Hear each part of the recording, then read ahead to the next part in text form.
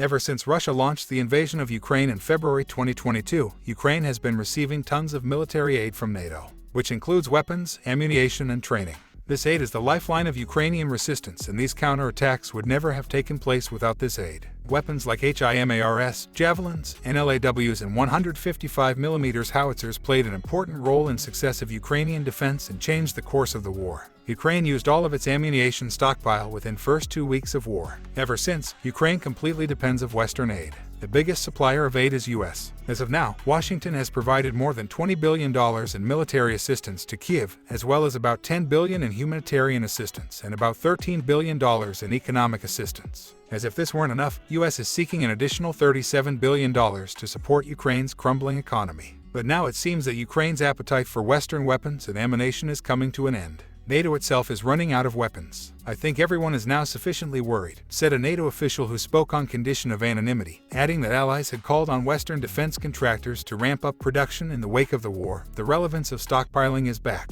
Joseph Borrell, EU's High Representative for Foreign Affairs and Security, said, and I quote, military stocks of most member states have been, I wouldn't say exhausted, but depleted in a high proportion because we have been providing a lot of capacity to the Ukrainians. The US is sending more ammunition than it can manufacture. The Pentagon said in a September fact sheet it had committed more than 806,155mm artillery shells, which equals to 130,000 shells every month. But US at its maximum capacity can manufacture only 30,000 shells a year. Even worse for Ukraine, Republicans are pressurizing the Biden administration to stop this aid. Majority of Republicans members, including Donald Trump, are against it. But why Republicans are after Biden blindly fulfilling Ukraine's requests? The Grand Old Party has an answer for that.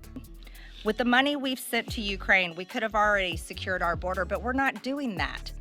We're ignoring the dangers happening at our border and the national security crisis that's happening in our country, while we are completely protecting another country's border and also waging a proxy war with Russia. Now Biden has two options: sacrifice its own combat readiness and keep providing Ukraine from its own reserves, or reduce the amount of weapons that are being given to Ukraine. Although, it seems unlikely that US will completely stop the supply of weapons, but it will significantly reduce the supply of weapons. It is bad news for Ukraine, and it will affect the war situation on ground. That's it for today. Subscribe to our channel for more updates. See you later.